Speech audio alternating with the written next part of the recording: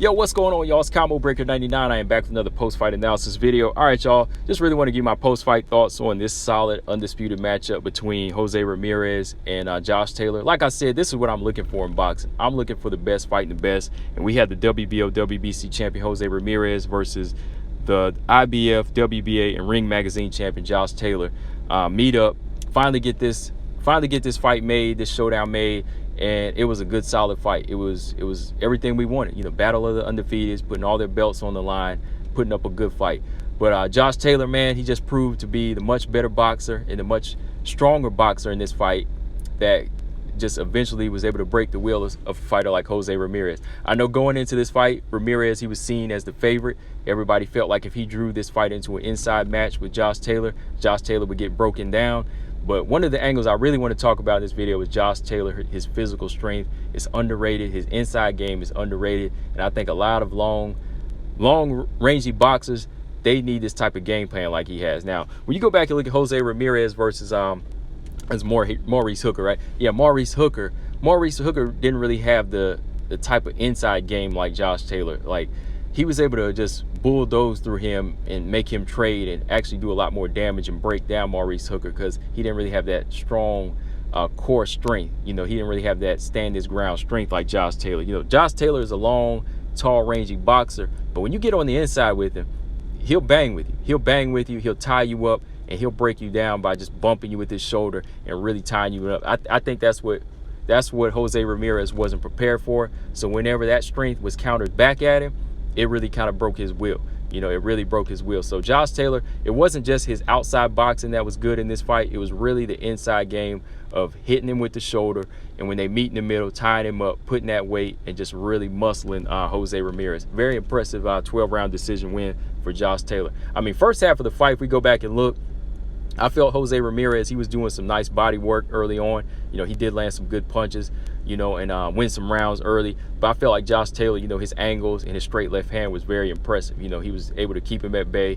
And slowly throughout these rounds, like I said, he would clinch up every time Jose Ramirez would try to fight him on the inside, and that was wearing him down because Jose Ramirez, he's not used to being pressured like this. He's not used to somebody countering back with this type of inside strength. So Josh Taylor just continued this pressure up, even though he lost a few rounds. But things changed, man. Things changed when we got to that mid part of that mid section. When we got to that the mid rounds, that's where Josh Taylor started to settle down and box more. And he scored 2 knockdowns in a row. I want to say it was rounds 6 and 7, or was it 7 and 8?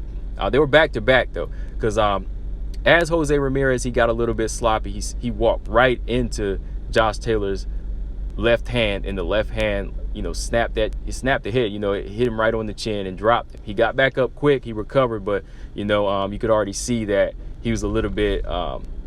I'd say he was a little bit apprehensive. He wasn't letting the hands go anymore because he was worried about the counter punch. So every time he did step in, Josh Taylor would catch him with those good left hands, good straight left hands to the body as well.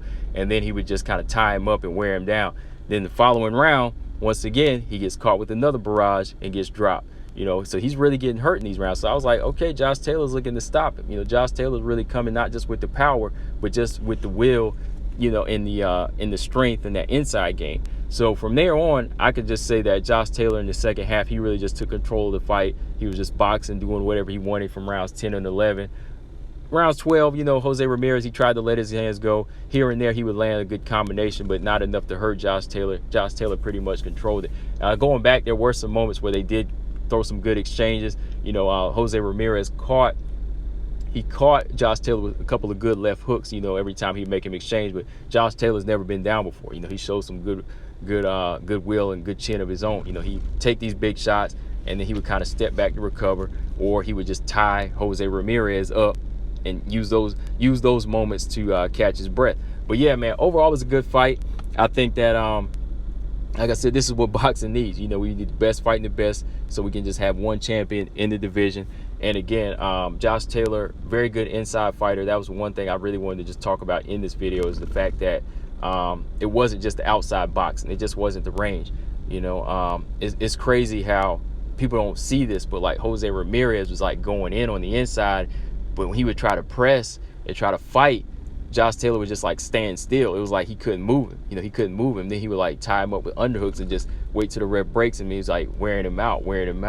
And that's the number one thing that I think that was like the big key factor in Josh Taylor's game of breaking him down as a fighter, because when he could see that he was stronger than him, Jose Ramirez didn't really have another game plan, so he tried running in with these shots, and he kept getting caught. He would get caught. That's why he got dropped, back-to-back rounds. But yeah, overall, good fight, man. Definitely got to check it out. I'm not really going to break it down round by round. That's pretty much the gist of it. Josh Taylor, he went in there, controlled the fight in the second half. There were some close moments in the first half, but overall, Josh Taylor, he was settled into a groove, boxing well from the outside, good inside fighting, good tie-up game, and just good physical strength that I think a lot of young boxers, they need to really look at moving forward in the future. Inside fighting is very important. Physical strength is very important. It's more important than just power and just going toe-to-toe.